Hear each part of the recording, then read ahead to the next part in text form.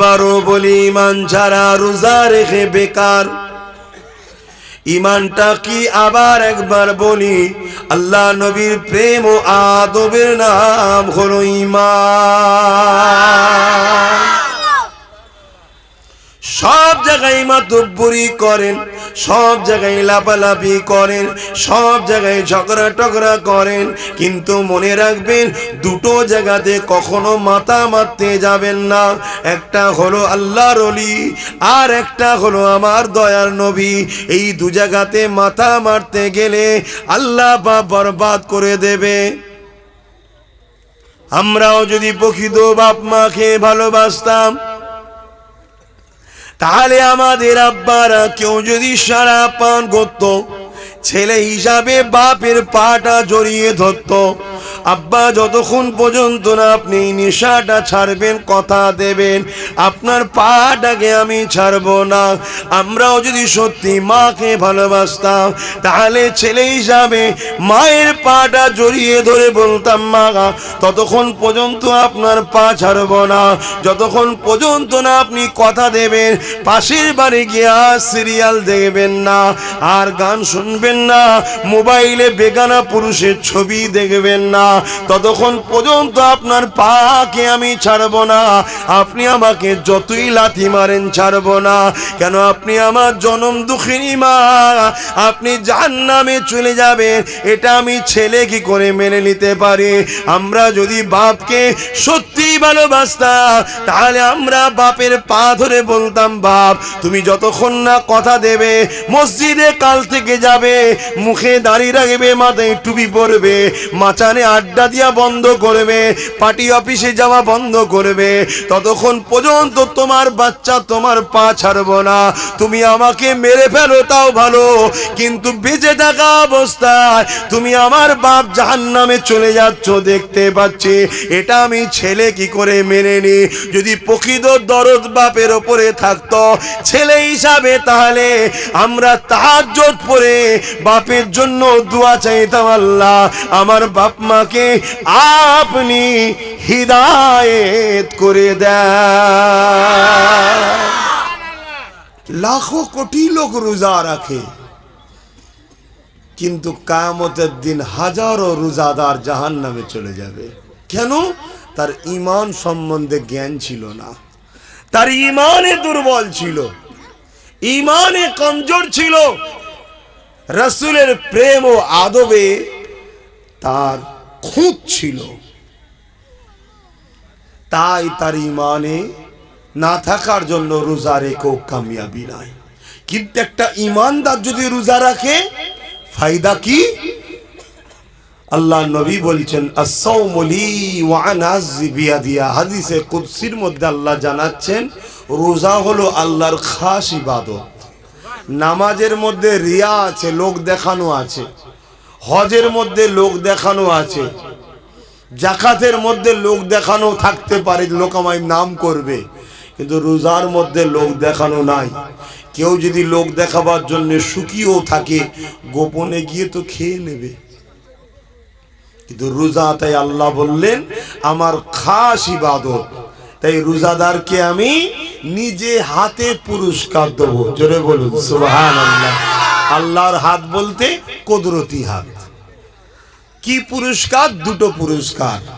লিসাইমি ফারহাতানি, ফারহাতুন ইনদাল ইফতারি ও ফারহাতুন লিকা রাব্বিহি।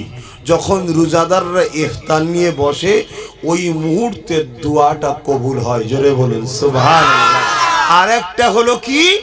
রোজাদার দিগকে আল্লাহ দিদার দেবেন বলেছে। জোরে বলুন সুবহানাল্লাহ। তবে শর্ত ঈমান।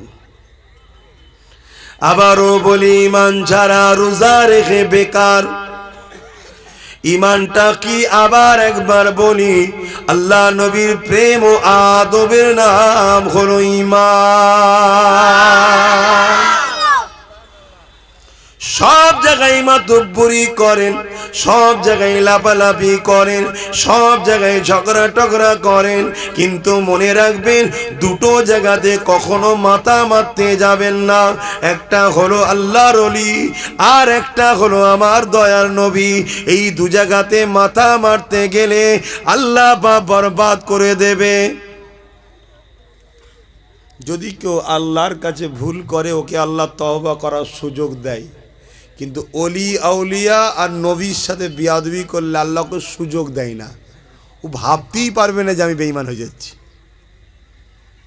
কেন? অলি আউলিয়াদের যারা বিরোধী করে তাদের জন্য দুনিয়ায় তিনটে শাস্তি আল্লাহ দেয়, তিনটে। একটা হলো আঁচড়ানো বন্ধ হবে না, বুঝলেন? আঁচড়ানো মানে সব থাকার পরেও মনে হচ্ছে নেই, আরো লাগবে, আরো লাগবে, আরো লাগবে, আরো লাগবে, আরো, এই পেরেশানেই থাকবে, এই করতে করতেই চলে যাবে। দ্বিতীয় কি, যেখানেই বসবে লোক সামনে যদি নোংরা কথা নাও বলে, পিছনে তাকে সবাই ঘৃণা ও অপমান করবে। 3 নম্বর হলো কি, তার মৃত্যুটা হবে বেঈমান হালে। তোরা কমিটি নাকি? বড় বড় কমিটি তো। এই 3টে শাস্তি হবে, এটা দুনিয়ায়, পরকালে তো আছে আরো। তাই 3টে জায়গায় কখনো, 2টো জায়গায় কখনো লাফালাফি করতে যাবেন না। আর যদি আল্লাহর ওলিদের বন্ধু হতে পারেন তাহলে অনেকটা লাভ রয়েছে। কেননা কিয়ামতের দিনে একদল মানুষ আল্লাহ পাকের আরশে আজিমের নিচে দাঁড়িয়ে রয়ে যাবে। জান্নাতীরা জান্নাতে চলে যাবে, জাহান্নামীরা জাহান্নামে চলে যাবে। কিন্তু একদল মানুষ আল্লাহর আরশে আজিমের নিচে দাঁড়িয়ে রয়ে যাবে। ফেরেশতারা দেখে বলতে লাগবে, এ আল্লাহ পাকের বান্দারা, তোমাদের কি হিসাব নিকাশটা হয়নি? তারা বলবে হ্যাঁ হয়ে গেছে। কোথায় তোমাদের ঠিকানা হয়েছে? তারা বলতে লাগবে, আল্লাহ পাক দয়া করে আমাদেরকে জান্নাতি দান করেছে। ফেরেশতারা বলবে, তাহলে কেন আপনারা দাঁড়িয়ে আছেন? আপনারা জান্নাতে যান। তারা বলবে, আমরা যাব না। ফেরেশতারা বলবে, তাহলে কি জাহান্নামে যাবেন? আর আল্লাহর ওলিরা আল্লাহ ছাড়া কাউকে ভয় করে না। বলবে, তাহলে ওখানেই চলুন, ওখানেই চলুন। ঠিক এমন সময় জাহান্নাম চিৎকার দিয়ে বলবে, আল্লাহ, আপনার ফেরেশতারা কিছু লোককে আমার কাছে আনছে যাদের হৃদয়ে আপনার এমন প্রেম আছে, ওই প্রেমে আমি জাহান্নাম পুড়ে যাব। জোরে বলুন সুবহানাল্লাহ। কিসের প্রেম? রাত জেগে আপনাকে তারা ডেকেছে, তাহাজ্জুদ পড়েছে, নফল ইবাদত করেছে, দান খায়রাত করেছে, ঘুরতে ঘুরতে আপনার তাসবিহ পড়েছে, আপনার হাবিবের জন্য কেঁদেছে, আপনার হাবিবকে প্যার করেছে। এই যে ভালোবাসার প্রেম, এই প্রেমের কাছে আমি জাহান্নাম, আল্লাহ, পুড়ে ধ্বংস হয়ে যাব। আপনি আপনার ফেরেশতাদেরকে রোকেন। আল্লাহ আওয়াজ দিয়ে বলবে, আমার ফেরেশতারা, কেন আমার মাহবুবগুলোকে জাহান্নামের দিকে নিয়ে যাও? তখন বলবে, আল্লাহ, এরা বলেছে যে আমরা জান্নাত যাব না। আমরা বললাম, তাহলে কি জাহান্নাম যাবে? তখন তারা বলছে, হ্যাঁ যাব, তাই নিয়ে যাচ্ছি। আল্লাহ বলছে, ওরে ফেরেশতা, জিজ্ঞাসা কর কেন জান্নাত যেতে চাইনি। আল্লাহ পাকের কথা শুনে ফেরেশতারা জিজ্ঞাসা করবে, কেন আপনারা জান্নাতে যেতে চান না? আমার যুবকেরা, আমার ভাইরা, আমার আম্মা বোনেরা, মন দিয়ে এই জায়গাটা শোনেন। কেন? হালকা বয়সে সারা জিন্দগিটা মাচানে, ক্লাবে, পার্টি অফিসে, বিভিন্ন জায়গায় তো আড্ডা দিয়ে বরবাদ করে ফেললেন। যদি কোনো হাক্কানি ওলির সঙ্গে যোগাযোগ রাখতে পারেন, মহব্বতের সম্পর্ক রাখতে পারেন, হতে পারে আল্লাহ রহমান রহিম তাদের ওসিলায় আপনার বেড়াকে পার করে দিতে পারে। গল্প আমি শোনাচ্ছি না, রাসূলুল্লাহর হাদিস শোনাচ্ছি, মন দিয়ে শোনেন। কিছু মানুষ আছে তারা এগুলোকে অস্বীকার করে, কিন্তু দুঃখের বিষয় এটা আমার রাসূলুল্লাহর কওল বলছে, হাদিস বলছে, অস্বীকারকারী ঈমান চলে যাবে। তাই বলে দিয়ে যায়, আল্লাহ পাকের ফেরেশতারা যখন জিজ্ঞাসা করবে কেন আপনারা জান্নাতে যেতে চাইছেন না, ওই সময় তারা বলতে লাগবে, এ আল্লাহ পাকের ফেরেশতারা, আমার নবী পাকের হাদিস রয়েছে, দুনিয়ায় যে যাকে ভালোবাসবে পরকালে সে তার সঙ্গে জান্নাতে যাবে। দুনিয়ার একদল মানুষ আমাদেরকে পেয়ার করেছিল, আমাদের নামে ইসালে সওয়াব করত। আমরা যখন দুনিয়ার জমিনে থাকতাম আমাদের সোহবতে বসত, আমাদেরকে দাওয়াত করত, আমাদেরকে আপ্যায়ন করত, আমাদেরকে তাজিম করত, আমাদের সোহবতে বসে বসে ওয়াজ করতাম, শুনতো, দরুদ শরীফ পড়তো। কেননা আমরা আল্লাহকে ভালোবেসেছি, নবীকে ভালোবেসেছি, তাই তারা আমাদেরকে পেয়ার করত। তাদের মধ্যে থেকে কিছু মানুষ আজকে জাহান্নামী হয়ে গেছে। নবীর হাদিস তো মিথ্যা হতে পারে না, যতক্ষণ পর্যন্ত না আমাদের ওই সাথীগুলোকে আমাদের সাথে জান্নাত দেওয়া হচ্ছে, আমরা ততক্ষণ পর্যন্ত আল্লাহর জান্নাতে যাব না।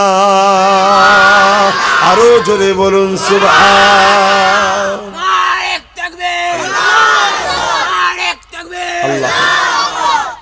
তাহলে ওলিদের সঙ্গে সম্পর্ক রাখা ভালো না খারাপ? তাহলে আজকে ওলির জলসা হচ্ছে একটা, তার মাহফিলে এসে বসলে তিনার রুহটা কি খুশি হবে না? এখানে বসে দরুদ পড়বো, সুবহানাল্লাহ বলবো, আল্লাহু আকবার হবে, দরুদ শরীফ হবে, সওয়াব হবে, লাস্টে রুহ বক্সানো হবে। সওয়াব মুরদাদের রুহে রুহে যায় না, যায় না? বলুন, মানেন তো নাকি? হ্যাঁ, এ সম্বন্ধে হাদিস আছে। এ বিষয়ে বিশ্ববিখ্যাত এক মুহাদ্দিস হযরত হাসান বসরি রাদিয়াল্লাহু তাআলা আন, আশা করছি আমরা জানি, নাম শুনেছেন তো নাকি? হযরতে হাসান বসরি রাদিয়াল্লাহু তাআলা বিশ্ববিখ্যাত মুহাদ্দিস। আহা, ইলমের সাগর ছিলেন, এত পণ্ডিত। ওনার দরবারে একদিন একটা বয়স্ক মহিলা এসছে, এসে বলছেন, হে আল্লাহর ওলি, এই মুহাদ্দিস সাহেব, আমার একটা যুবতী মেয়ে মারা গেছে। তা আমি মা, আমার মনটা বড় ছটফট করছে, আমার মেয়ের সঙ্গে আল্লাহ কি ব্যবহার করলো, ইসলামে কি কোনো নিয়ম আছে জানার? আল্লাহর ওলি হযরত হাসান বসরি বললেন, হ্যাঁ জানার আছে, তবে আল্লাহ চাইলে দেখাতে পারে, আল্লাহ চাইলে দেখাতে পারে, নচেত হবে না। আল্লাহর ওলি ওই মাটাকে সবক শিখিয়ে দিলেন। ফজরের নামাজ, তাহাজ্জুদের নামাজের পর, শুনতে পাচ্ছেন? তাহাজ্জুদের নামাজের পর এই সবকটা আমল করবেন। আমল করার পর আপনি আল্লাহর কাছে দোয়া করবেন, করে শুয়ে পড়বেন। যদি আল্লাহ চায় আপনাকে আপনার মেয়ের হাল পরিস্থিতিটা আপনি দেখতে পাবেন। জোরে বলুন সুবহানাল্লাহ।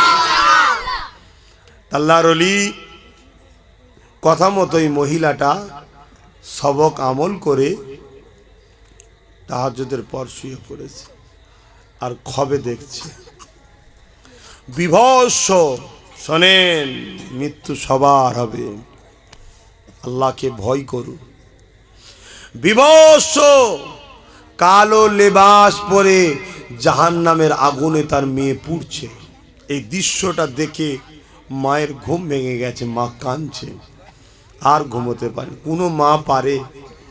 ফজরের ওয়াক্ত হয়ে গেছে, আযান হয়ে যায় মসজিদে, আসসালাতু খায়রুম মিনান নাওম। নামাজটাকে পড়ে নিয়ে মা রওনা দিয়েছে আল্লাহর ওলির দরবারে। আল্লাহর ওলির দরবারে গিয়ে সব বিবরণটা খবর দিল। আল্লাহর ওলি শোনার পরে মনটা বড় খারাপ হয়ে গেল। সারা দিনটা কেটে যায়, আবার যখন রাত এসে যায় তাহাজ্জুদ পড়ে আল্লাহর ওলি হাসান বসরি ঘুমিয়ে পড়ে। যখনই ঘুমিয়ে পড়ে ওই খবের মধ্যে আল্লাহর ওলি হাসান বসরি দেখতে লেগেছে আমি যেন আল্লাহ পাকের জান্নাত ঘুরতে লেগেছি। আল্লাহর ওলি হাসান বসরি দেখেন ওই জান্নাতের মধ্যে একটা সোনার সিংহাসনের উপরে একটা সুন্দরী রমণী বসে রয়েছে, যার চেহারা থেকে নূর চমকাতে লেগেছে। আমি তখন জিজ্ঞাসা করতে লাগলাম, এ আল্লাহ পাকের বান্দি রে, এ মহিলা কি এমন ইবাদত করেছো যার জন্য আল্লাহ আপনাকে মর্যাদার মাকাম দিয়েছে? ওই মহিলাটা বলতে লেগেছে, আল্লাহ পাকের ওলি বান্দারে, আমি হলাম সেই মহিলা জিনার আম্মা আপনার কাছে সবক জানতে চেয়েছিল। ওই সময় আল্লাহর ওলি বলেন, মারে তোমার মা বলেছিল তুমি জাহান্নামের মধ্যে বিবশ আগুনে জ্বলতেছ, আজকে আমি কি দেখছি? ওই সময় মহিলা বলেছিলে, আল্লাহর ওলি আমার আম্মা জান যেটা দেখেছে ওটাও সত্য, আপনি যেটা দেখছেন এটাও সত্য।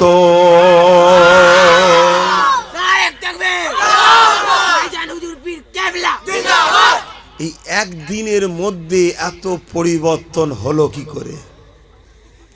আমরাও যদি প্রকৃত বাপ মাকে ভালোবাসতাম, তাহলে আমাদের আব্বারা কেউ যদি সারা পান করত, ছেলে হিসাবে বাপের পাটা জড়িয়ে ধরত, আব্বা যতক্ষণ পর্যন্ত না আপনি নেশাটা ছাড়বেন, কথা দেবেন আপনার পাটাকে আমি ছাড়বো না।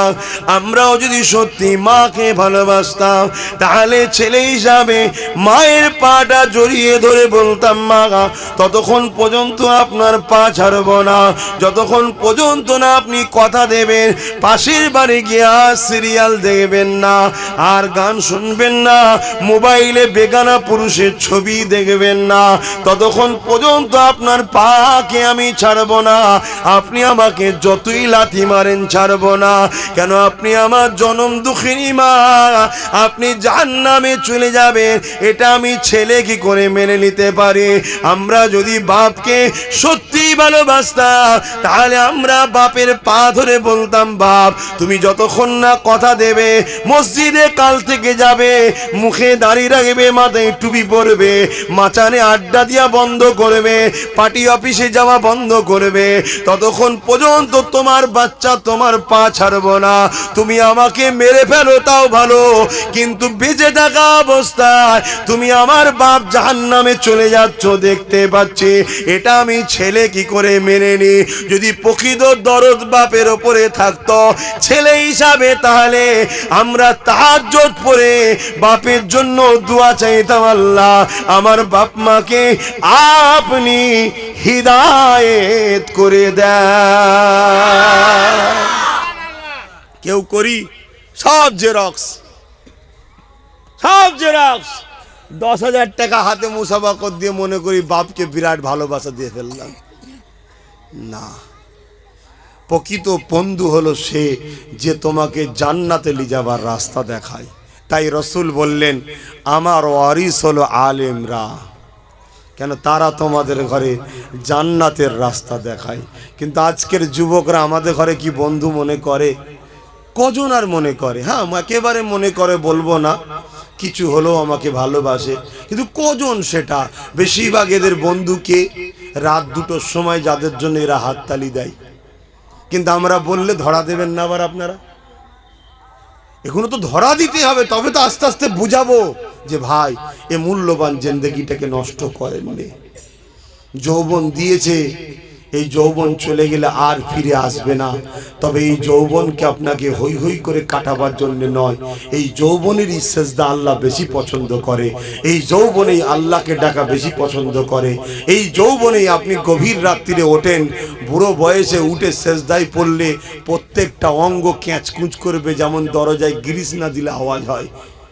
ও বাপ, গুরুত্ব নাই, এই বয়সে সেজদা দেন, তাহলে কি হবে? যখন আপনি কিয়ামত হবে, বিচার হয়ে যাবে, জান্নাতে আপনি চলে যাবেন। জান্নাতে বিশাল সাগর আছে, সি বিচ আছে। আপনি দীঘায় ঘুরতে গিয়ে কারোর জুতো দেখেছেন, ওখানে কিন্তু ঘুরতে গিয়ে জুতো খেতে হবে না, জুতো দেখতেও হবে না। আপনি যার দিকেই তাকাবেন একবার, ঘুরে যেই চলে যাবেন দেখবেন আপনার পিছন ধরে নিয়েছে। আপনি বলবেন কি খবর, তখন সে বলবে আপনার সেবা করার জন্যই তো আল্লাহ আমায় তৈরি করেছে। জোরে বলুন সুবহানাল্লাহ। যাদেরকে বলা হয় হুর, তাদের এই যে পরনার কাপড়টা হবে দুনিয়াবি হিসাবে বলছি 3 মাইল লম্বা তাদের এই কাপড়ের ঘের হবে। গল্প বলছি নি, রাসূল দেখে এসেছে, বলছে আমি আপনাকে শোনাচ্ছি। তাদেরকে আল্লাহ তৈরি করেছে মুস্ক দিয়ে, জাফরান দিয়ে, আতর দিয়ে। তাদের এই ঠোঁট দুটো হবে জাফরান কালারের। কথা বুঝছেন? আজকে দুনিয়ার নাচ দেখার জন্য আমাদের ছেলেরা পাগল, কিন্তু অথচ জান্নাতে আমাদেরকে আল্লাহ আনন্দ দিবার জন্য সেখানে নানা রকম সিস্টেম করে রেখেছে। অনেক ছেলেকে অনেক জায়গায় দেখা হয় যে আরে তুই এখানে কেন? না, একটু লাইটিং দেখতে এসেছি। হাই রে কপাল, তুই লাইটিং দেখতে গেছিস কোথায়? ইন্নাল মুশরিকিনা নাজাসুন, অপবিত্রদের কাছে। অথচ আল্লাহ জান্নাতে সুন্দর মেম্বার করেছে, মেম্বারে হেলান দিয়া চেয়ার রাখবে, ওই চেয়ারে তুমি বসবে, তোমার পায়ের দুদিকে দুটো হুর, কোমরের দুদিকে হুর, মাথার দুদিকে হুর। একবার তোমাকে নাচের ছলে পা ঠুকবে, ওই মেম্বারের ওপরে একবার ঠুকাতে আলোর ডিজাইন কয়েক লক্ষ রকম ডিজাইন হয়ে উঠবে। জোরে বলুন সুবহানাল্লাহ। এটা গল্প নয়, যিনি দেখেছেন তিনি জানিয়েছেন আমিন আল্লাহ। এটা বিশ্বাস, তো এটাই তো ঈমান। আজকে বাপের কথাই যদি মাকে বিশ্বাস করে নিতে পারি, কামলিওয়ালার মুখটাকে যদি বিশ্বাস না করি, কিসের মুসলমান, কিসের ঈমানদার? কিন্তু আমার ভাইরা, আমরা জিন্দগিটাকে বরবাদ করে ফেলছি। এই জিন্দগি আর ফিরে পাবেন না, চলে গেলে আফসোস করতে হবে। আল্লাহ জিজ্ঞাসা করবে ময়দানে মাহশরে, বান্দা আমার জন্য কি করেছো? আমি তোমাকে দুটো চোখ দিয়েছিলাম ফ্রিতে, আমি তোমাকে দুটো কান দিয়েছিলাম ফ্রিতে, আমি তোমাকে জবানে কথা দিয়েছিলাম ফ্রিতে, আমি তোমাকে পা দিয়েছিলাম ফ্রিতে, আমি তোমাকে কিডনি দিয়েছিলাম ফ্রিতে। এ আমার বান্দা বান্দিরে, আমি আল্লাহ আমার জন্য কি করেছো বলো? এই আমার দিয়া পালিয়ে যাত্রায় তুমি গিয়েছিলে, মসজিদে কি কখনো গিয়েছিলে? না, যেতে পারিনি। আমার দিয়া পালিয়ে ফাংশনে চলে গেলে, অথচ ওলি দরবারে যেতে পারলে না। আমার দিয়া পালিয়ে সিনেমা হলে চলে গেলে, অথচ পাড়া প্রতিবেশীর কেউ বিমারে ছিল, ওখানে তুমি যেতে পারলে না।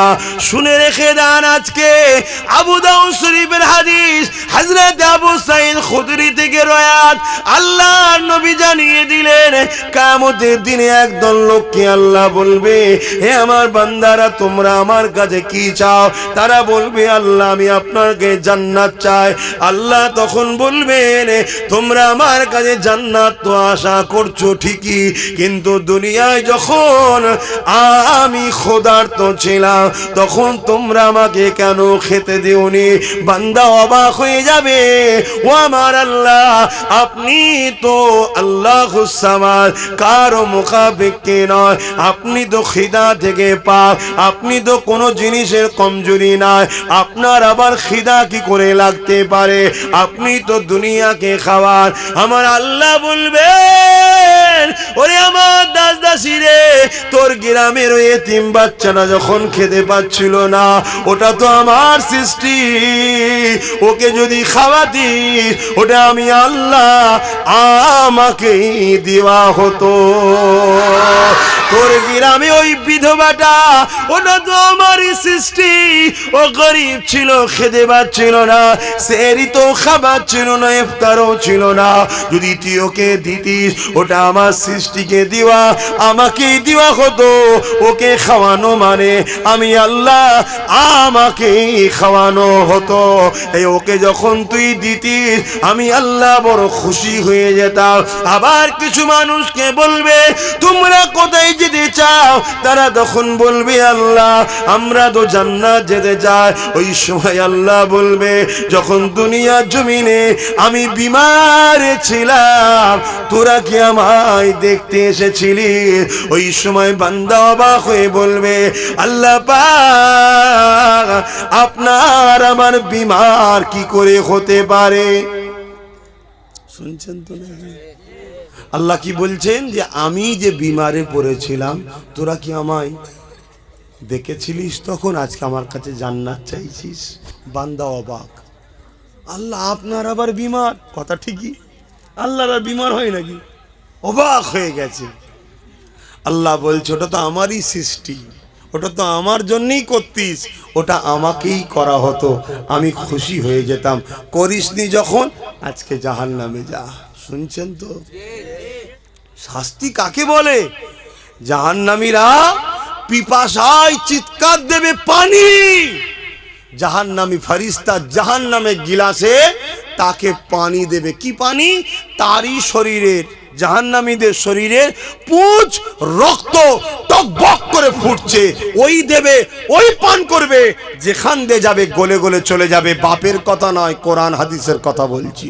আবার অটোমেটিক গজাবে, আবার বলবে পানি, আবার দেবে, আবার গলতে গলতে চলে যাবে। এ শাস্তি হতেই থাকবে। দুনিয়ায় শাস্তি কোথায়? দুনিয়ায় আবার শাস্তি কিসের? দুনিয়ায় যদি ভিআইপি জেলে যায়, ভিআইপি ক্যাটাগরি আছে আবার, কথা সেখানে টিভিও আছে আর নারীও আছে, খুলেই বলে দিলাম। জান কথা বুঝলেন না? দুনিয়ায় তো সর্বসময় জুলুম গরিবদের, যত সমস্যা গরিবদের উপরে, দুনিয়াতে গরিবদের উপরে জড় অত্যাচার। কিন্তু কিয়ামত হবে আবার গরিবদের জন্য বাসাই জিন্দেগি। জোরে বলুন সুবহানাল্লাহ। কেননা কিয়ামতের দিনে গরিবরা যখন উঠবে, আল্লাহ পাকের ফেরেশতারা বলবে তোমরা ময়দানে মাশরে গিয়ে ওদিকে আর ভিড় করো না, আস্তে আস্তে জান্নাতে চলে যাও। কেননা আল্লাহ ওয়াদা করেছে ধনীদের থেকে গরিবরা 500 বছর আগে জান্নাতে যাবে। দুনিয়ায় কেউ হয়তো একটা নুগি দিয়েছিল গরিবকে, এখন ও যখন জান্নাতে যাবে ধরতে পারে তো, ও চাচা সেই নুগি দিয়েছিলাম, একটু আমার জন্য বলো না। তাই ফেরেশতা বলছে ওই দিকে আর ঝামেলা করতে যেমন এই দিক দিয়ে চলে যাও। তো দুনিয়ায় যদি আমরা গরিবদের সঙ্গে বন্ধুত্ব করে রাখি, যাদেরকে আল্লাহ একটু দিয়েছে, ভাই তোর কিছু হলে আমায় বলবি, কিন্তু পরকালে আমার কিছু হলে তুই একটু দেখবি। শোনেন, আমার হাসির ছলে নেবেন না, আমি আপনাদের ছেলের মতো, ভাইয়ের মতো, তো এটা হাসির ছলে বলছি। কথাগুলোকে গুরুত্ব দেন, কথাগুলোকে গুরুত্ব দেন, কিয়ামতের দিন কাজে লাগবে। একটা হাফেজে হাক্কানির ওসিলায় 70 জন জাহান্নামীকে আল্লাহ জান্নাতি করবে। জোরে বলুন সুবহানাল্লাহ। এই যে বড় হাফেজ সাহেব হুজুর রয়েছেন, হাফেজে হাক্কানি, মানে তো শুধু হাফেজ নাই, এবার আলেমও, ওলি আবার, ঠিক না বে? ঠিক গো, এনার মাকাম আরো বেশি। এরকম অনেক হাফেজে হাক্কানির ওসিলায় 70 জনকে আল্লাহ জাহান্নামী ঘোষণা হবে।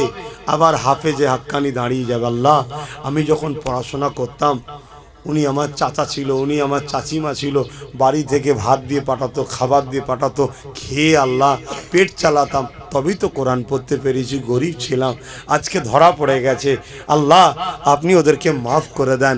হাফেজে হাক্কানির ওসিলায় আল্লাহ বলে ফেরেশতা ওদেরকে সাথী জান্নাত দে। জোরে বলেন সুবহানাল্লাহ। গল্প বলছি না, হাদিস বলছি, হাদিস।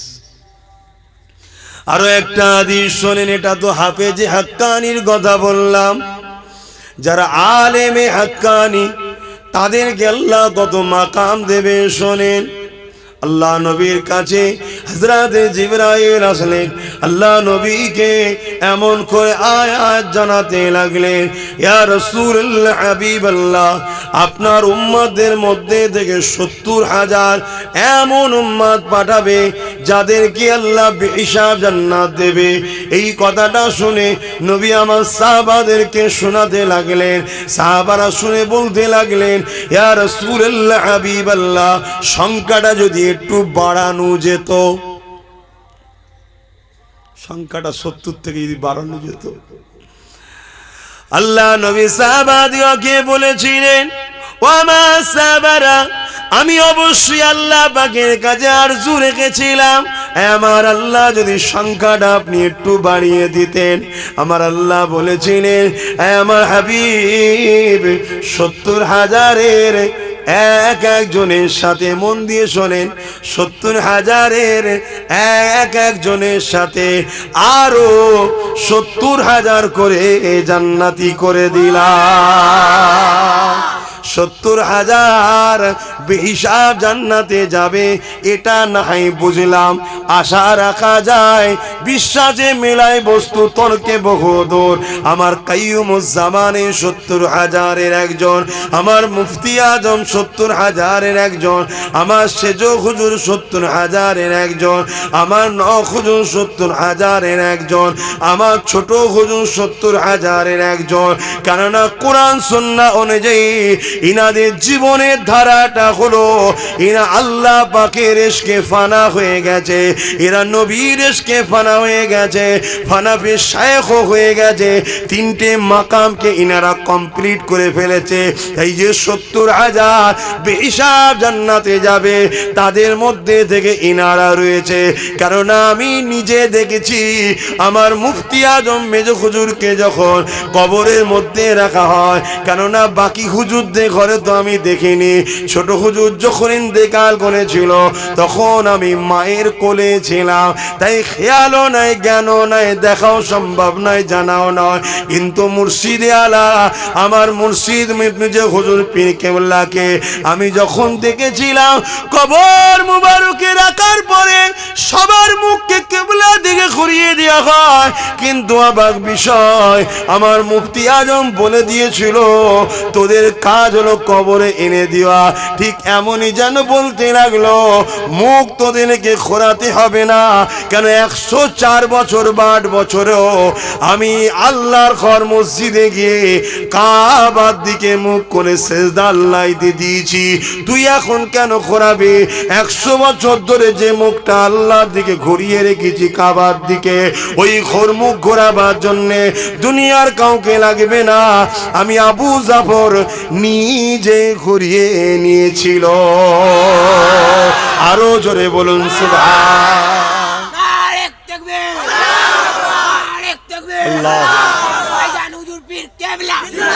একটা প্রবাদ বাক্য আছে, ঘর কা মুরগি ডাল বরাবর। মায়ের রান্না লোক বলে বাসি, আর হাঁটুর ওপরে কাপড় তুলে বিড়ির কোহেচ্ছার রাঁধছে বলছে তাবারুক। সমাজে একটা প্রচলন হয়ে গেছে না, জানি না কেন, গা ঘেঁষা হয়ে গেলে ভাই প্রেম কমে। তাই আমি জানি না, আমার সম্বন্ধে যদি কারো খারাপ ধারণা থাকে স্বাভাবিক, কিন্তু আমার 5 হুজুরকে নিয়ে কখনো খারাপ ধারণা দিলে জায়গা দেবেন না, বরবাদ হয়ে যাবেন। কেন এরা আল্লাহর বন্ধু, এদেরকে আল্লাহ বন্ধু বলেছে। অতএব আল্লাহর বন্ধুদের সঙ্গে বন্ধুত্ব করুন, আল্লাহর বন্ধুদের সঙ্গে সম্পর্ক রাখুন, আল্লাহর বন্ধুদের ঘরে প্রেয়ার করুন, দেখবেন ওই যে 70,000 জান্নাতে যাবে বেহিসাব, তাদের এক একজনের সঙ্গে আরো 70,000 হতে পারে, ইনাদের সাথে আপনাদের কাতারে হয়ে যেতে পারে। আর এটাও মনে রাখবেন, প্রতিবেশীর হক সব সময় আগে। আপনারা হলেন প্রতিবেশী ইনাদের, তা আপনাদের তো আরো মাকাম বেশি, আপনাদের তো সুযোগটাই বেশি। কেন প্রতিবেশীকে তো আগে নেবে, এতে দুনিয়া কষ্ট পেলে কিছু করার নেই। কেন নবী নিজে বলেছে, আমি সর্বপ্রথম কিয়ামতের দিন শাফাআত করব আমার বংশধরদের। এখানে একটা প্রশ্ন থাকতে পারে, হাসান হোসেনের শাফাআত কি নবী করবে নাকি? বলবেন তো, হাসান হোসেনের শাফাআত করতে লাগবে? হ্যাঁ, তাহলে বংশধর বলতে কারা? এই যে আসামিগুলো রয়েছে, বংশ তো নবীর, কাজ করতে পেরেছি নাকি?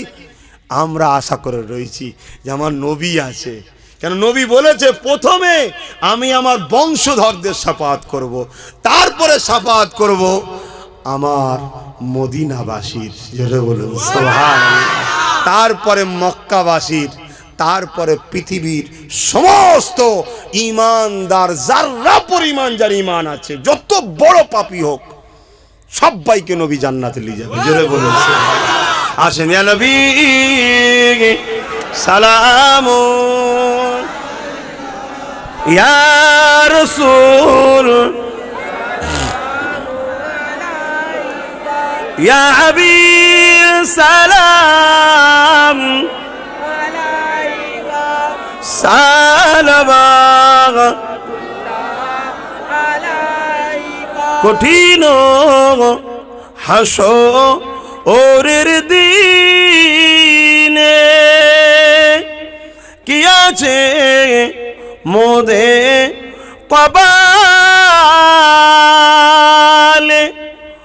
গুনাহগার উম্মাহ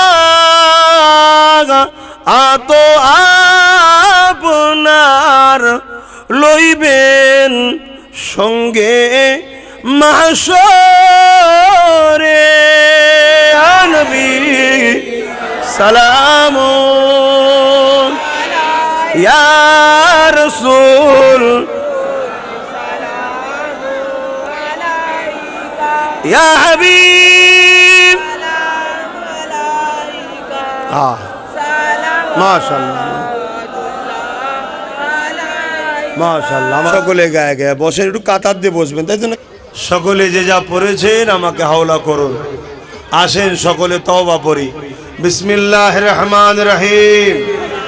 আল্লাহ তাআলা আমি জানা অজানা, ইচ্ছা ও ইচ্ছা সকল গুনাহ হইতে তওবা করিতেছি। আস্তাগফিরুল্লাহ রাব্বি মিন কুল্লি যামবিন ওয়া আতুবু ইলাইহি।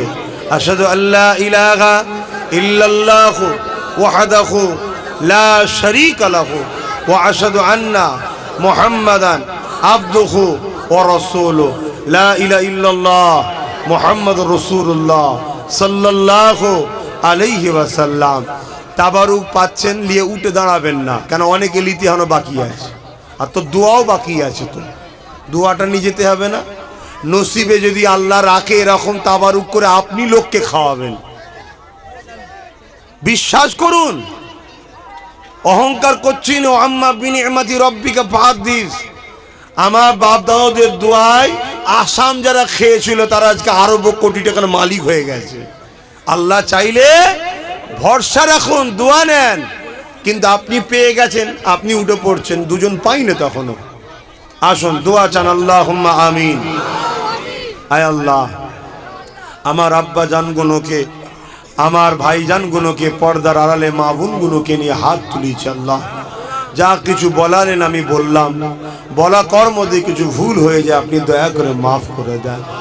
আজকে হযরত আব্দুর রহমান স্যার রাহমাহুল্লাহ হুজুরের স্মরণে, আপনার পেয়ারা বান্দা ওলি বান্দা স্মরণে এই খাতুন মুন্সি পাড়াতে বাৎসরিক ইসালে সওয়াব হচ্ছে। আল্লাহ, আল্লাহ এই মাহফিলকে আপনি কবুল করে নিন। আল্লাহ, আল্লাহ এই মাহফিলে যারা দান করেছে, দানে দাতাদের দানকে কবুল করে নিন।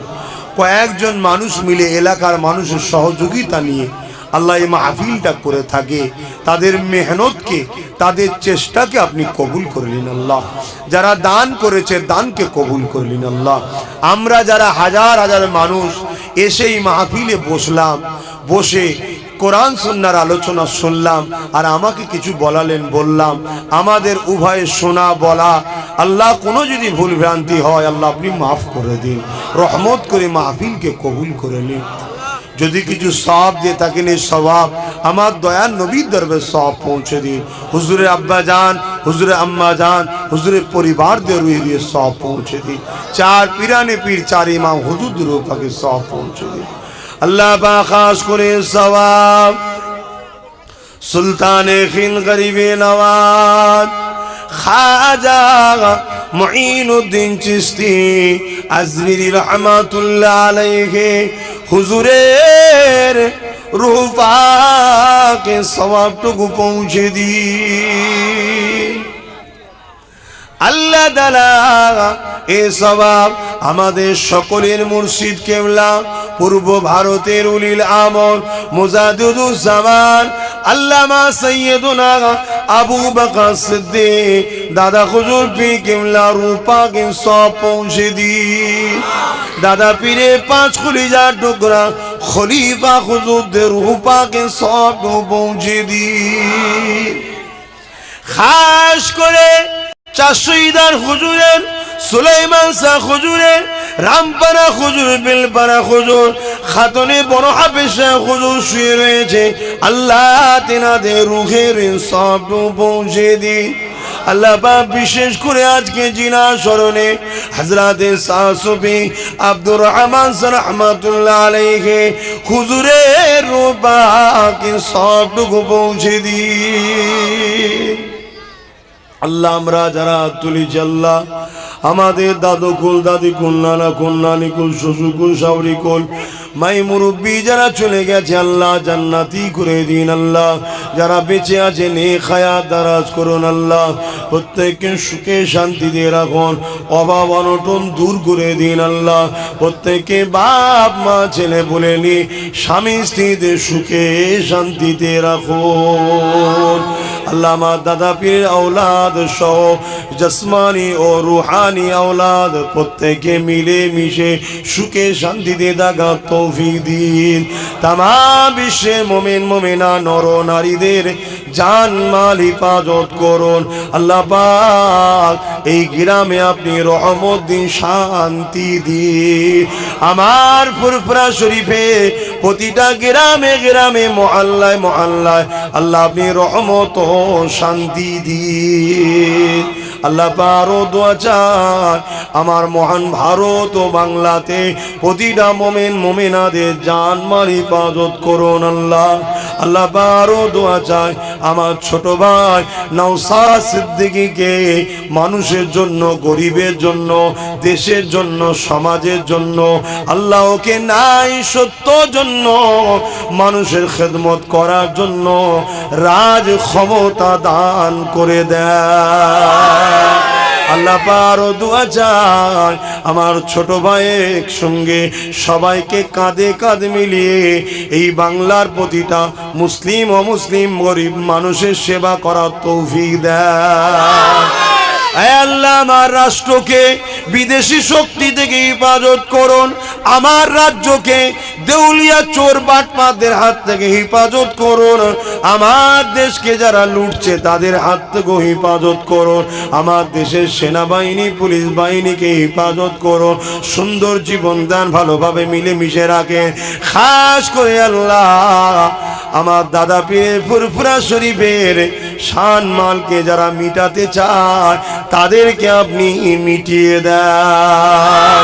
এই পবিত্র জমিনে শান মর্যাদা আল্লাহ আপনি আরো উঁচু করে দেন।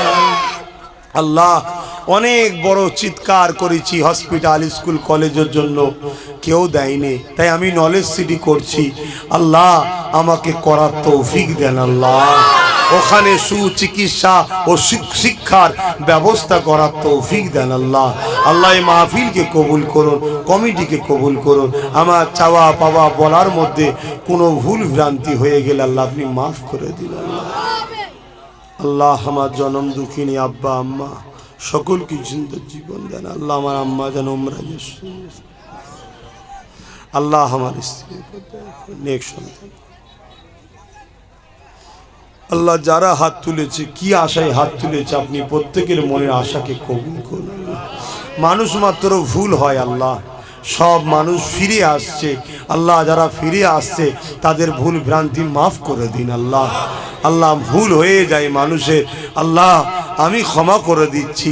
কেউ যদি কিছু বলেও থাকে সব ভুলে গিয়ে আল্লাহ আমাদেরকে এক হয়ে আগামী দিন গরিব দিন দুঃখীদের জন্য জালিমদের বিরুদ্ধে লড়াই করে আল্লাহ আপনি আমাদেরকে কামিয়াবি দান করবেন। আল্লাহ আল্লাহ এই ফুরফুরা শরীফ এই পবিত্র জমিনকে আল্লাহ সুন্দরভাবে আল্লাহ এলাকার মানুষ সবাই মিলেমিশে পরিচালনা মিলেমিশে থাকার তৌফিক দিন আল্লাহ। আমার সৈয়দান হুজুরের দরবারে ইজ্জত মর্যাদাকে আপনি আল্লাহ যারা লুণ্ঠিত করছে তাদের হাত থেকে হেফাজত করুন আল্লাহ।